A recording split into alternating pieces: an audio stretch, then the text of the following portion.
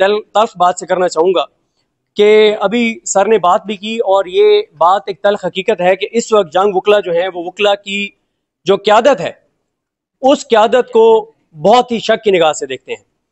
और मैं ये समझता हूँ कि आज से 10 साल बाद 15 साल बाद जब इस दौर का जिक्र होगा तो उस वक्त ना तो किसी को शिकवा इस्टेब्लिशमेंट से होगा, उन्होंने तो करना यही था जो वो कर रहे हैं, ना उनको शिकवा जस्टिस याहिया खान से होगा जो तीसरे नंबर से चीफ जस्टिस बना। और क्यों बना अब तो सबको नजर भी आ रहा है, कैसे बने और क्यों बने और वो क्या कर रहे हैं। ना ही किसी को शिकवा जो है वो जस्टिस डोगर से होगा जो 15 नंबर से इस्लामाबाद हाई कोर्ट में आ गया और जो कुछ वो कर रहा है। ना ही शिकवा जो है वो जमाल खान मंदोखेल से, ना ही शिकवा होगा हसन नजर रिजवी से, ना मोहम्मद अली मजहर से, ना मुसरत हिलाली से, ना शाहिद बिलाल हसन से, ना आमिर फारूक से, ना अली बाकर नजवी से। इनमें से किसी को शिकवा नहीं होगा। अगर यकीन करेंगे तो शिकवा होगा तो इन वकला क़यादत से होगा। उसकी वजह यह है कि ये तो ऐसे ही है कि आपके किसी बहुत ही अजीज को जब वो जिंदगी और मौत की कश्मकश में हो और उसको ब्लड की जरूरत हो और आप बैठ के किसी बंद कमरे में, ठंडे कमरे में बैठ के उसकी बातें याद कर रहे होंगे, यार वो बंदा बड़ा अच्छा है, बोलता बड़ा अच्छा है, ये बात बहुत अच्छी करता है। भाई आज आप यहाँ जो ये बात आज गोल मेज कॉन्फ्रेंस कर रहे हैं, ये गोल मेज कॉन्फ्रेंस आज सुप्रीम कोर्ट के गेट पे होनी चाहिए थी। आज ये एहतजाज सुप्रीम कोर्ट के गेट पे होना चाहिए था। आज आपको सुप्रीम कोर्ट के बाहर बैठना चाहिए था।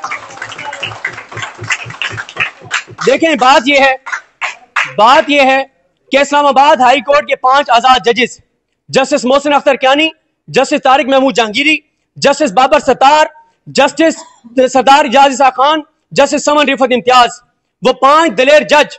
मैंने पिछले दिनों में एक व्लॉग में एक बात की और मैं बल्कि पहले एक दिन हुआ ये कि मैंने जब अहमद फरहाद का केस चल रहा था तो मैंने जस्टिस तारिक महमूद जहांगीरी, जस्टिस मोहसिन अख्तर कियानी साहब की अदालत के बाहर खड़े होकर कह दिया, मैंने व्लॉग करते हुए मैंने कहा ये जो सीढ़ियां हैं ये जाती तो जस्टिस मोहसिन अख्तर कियानी की अदालत को है, लेकिन जब आप इस अदालत के अंदर जाते हैं तो उस अदालत से आगे अदलिया की आजादी का रास्ता नजर आता है। तो खैर उसके बाद फिर जो मुझे उसको सिर्फ इस एक बात को भुगतना पड़ा, वो तो खैर हमसे ज्यादा लोगों के साथ बहुत कुछ हुआ। लेकिन जब आप एक रिपोर्टर के तौर पर किसी भी जज की अदालत में बैठते हैं तो वो जज इस निजाम के हक में फैसला दे रहा है, खिलाफ फैसला दे रहा है, वहां तो आप एज ए रिपोर्टर उसको रिपोर्ट कर रहे होते हैं। लेकिन अगर वहीं पे मैं बैठ के एक पाकिस्तानी के तौर पे, पाकिस्तानी शहरी के तौर पे, यानी रिपोर्टर नहीं, एक पाकिस्तानी शहरी के तौर पे जब मैं देखता हूं तो यकीन करें जब हम इन 5 आजाद जजेस की अदालतों में बैठते हैं तो हमें उम्मीद की किरण नजर आती है, हमें रोशनी नजर आती है, हमें एज ए पाकिस्तानी फख्र होता है, हमें एज ए पाकिस्तानी फख्र होता है कि हाँ आज इन अदालतों के अंदर ऐसे आजाद जजेस मौजूद हैं। और जब हम अदालतों के अंदर रोशनम की तरफ देखते हैं और हमें हादी अली चट्टा और ईमान मजारी जैसे वकला नजर आते हैं तो हमें एक उम्मीद नजर आती है कि हाँ यार आज भी वकला में अगर वकला की क़यादत वो चीज नहीं कर रही तो ये नौजवान वकला मौजूद हैं। और मैं ये कहना चाहता हूं कि इस वक्त तमाम जजेस को, सुप्रीम कोर्ट के जो जजेस हैं, चाहे वो मंसूर अली शाह साहब हो, चाहे वो अतर मिनल्ला साहब हो, मुनीब अख्तर साहब हो, आयशा मलिक साहब हो, अकील अब्बासी साहब हो, मलिक शहजाद अहमद खान साहब हो, कल को ये जो जजेस हैं अगर बाद में किताबें लिखेंगे और हमें बताएंगे खड़े हैं, हम उनको सलाम पेश करते हैं। लेकिन जिस तरह से ये 5 आजाद जज इस्लामाबाद हाई कोर्ट खड़े हैं, इसी रास्ते पे चलेंगे तो पाकिस्तान और पाकिस्तान की अदलिया बचेगी। और मैं समझता हूं कि ये कितने अफसोस की बात है कि आज से 6-7 दिन पहले जजेस, 5 आजाद जजेस सुप्रीम कोर्ट ऑफ पाकिस्तान में जाते हैं और उसके बाद कोई वकला तंजीमें, कोई वकला रहनुमा सुप्रीम कोर्ट नहीं जाते उनके लिए। और फिर मैं ये समझता हूं कि आपने अभी भी बहुत देर कर दी है। जिस वक्त इस्लामाबाद हाई कोर्ट के 5 अजीम और आजाद जजेस ने जब अपनी एक अपील दायर की थी, जब उन्होंने जस्टिस डोगर, सोमरो और आसिफ, इन तीनों जजेस के ट्रांसफर को चैलेंज किया था, अगर हर समात पे आप सब वकला वहां मौजूद होते तो वो फैसला ना आता जो आया है।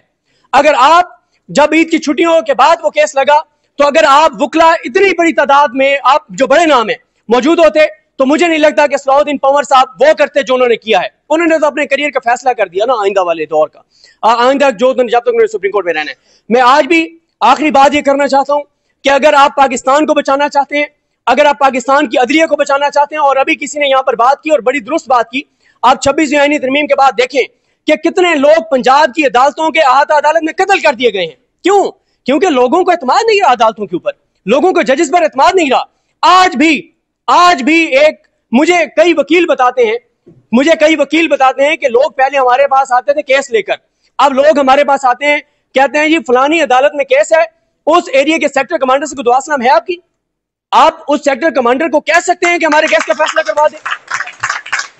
तो अब पहले कहा जाता था कि वकील नहीं जज करो, अब जज भी करने की जरूरत नहीं है। अगर सेक्टर कमांडर से आपकी दुआसलाम है तो आपके हक में फैसला आ जाएगा।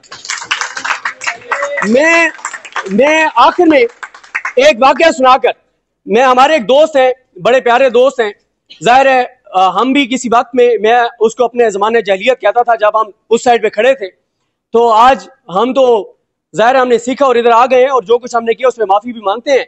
लेकिन आज भी हमारे कुछ दोस्त जो उस तरफ खड़े हैं जिनको हम समझाते रहते हैं कि हमने बड़े करीब से ये चीजें देखी हैं, कोई फायदा नहीं है तो इधर ही आ जाओ। तो बात यह है कि एक दिन वो एक ट्रायल कोर्ट से एक केस कवर करके आए और सुप्रीम कोर्ट में बहुत अहम केस चल रहा था। तो हम जब कोर्ट रूम में एंटर होने लगे तो वो अपने टीम को फोन कर रहे थे, यूट्यूब वाली को, कि जैसे ही वो फैसला जज सुनाए ना आपने वीडियो पब्लिक कर देनी है। मैंने उससे रोका, मैंने कहा वीडियो आप कर भी लिया आपने, फैसला तो बयान है। वो कहते हैं वहां जो वो पता नहीं जो नीचे जो फिर रहे होते हैं, कहते हैं उससे मेरी बात हुई है, उसने बता दिया कि फैसला क्या आना है। तो मैंने वीडियो पहले ही कर दी है, जज ने अभी फैसला सुनाया नहीं है, वो वीडियो रिकॉर्ड करके सुप्रीम कोर्ट में एंटर हो रहा है कि जैसे ही वो जज फैसला सुनाएगा आपने वीडियो पब्लिक कर देनी, क्योंकि मुझे वो जो नीचे फिर रहा होता है उसने पहले बता दिया है कि जज साहब ने फैसला क्या सुनाना है। तो आखिरी बात यह है कि आप वकला, अगर आप इस कॉज से मुखलिस हैं, अगर आप अदलिया की आजादी से मुखलिस हैं, तो आपको वही करना चाहिए जो आज कराची के जानदार, आजाद और गैरतमंद वकला ने किया है। आज जब जस्टिस जहांगीरी आज आप कराची की अदालत में पेश हुए तो कमरा अदालत उनके नारों से गूंज रहा था। आज कमरा अदालत उन जजेस के खिलाफ नारों से गूंज रहा था जो जैसे बनाए गए और जैसे लाए गए सबको पता है। आज मैं नहीं बात कह रहा, वो हमारे दोस्त जो इस निजाम को सपोर्ट करते हैं उनके व्लॉग्स मौजूद हैं कि 26वीं तरमीम के बाद जो जज हैं कौन कौन से जज कितने कितने करोड़ देकर लगाए।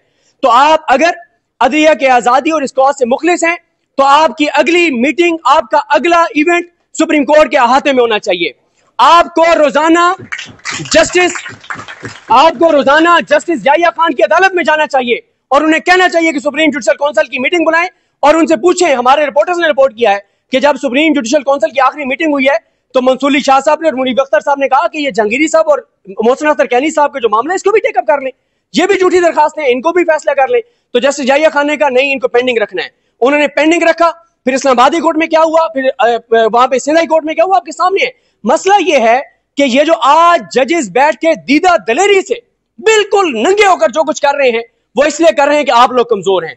यंग वकला निकलना चाहते हैं लेकिन वो नहीं निकल रहे, वो इसलिए नहीं निकल रहे कि वो आपकी तरफ देख रहे हैं।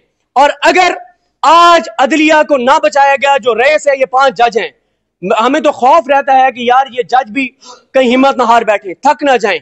जितनी लड़ाई उन्होंने लड़ी है ये भी कोई तोक्को नहीं कर रहा था। और मैं सलाम पेश करता हूं आखिर में समन रिफत इम्तियाज साहबा को कि जो आज जस्टिस जहांगीरी के साथ खड़ी थी। अब आप देखें तारीख में जस्टिस समन रिफत इम्तियाज को कैसे याद रखा जाएगा और जस्टिस याहिया खान को कैसे याद रखा जाएगा। बहुत शुक्रिया।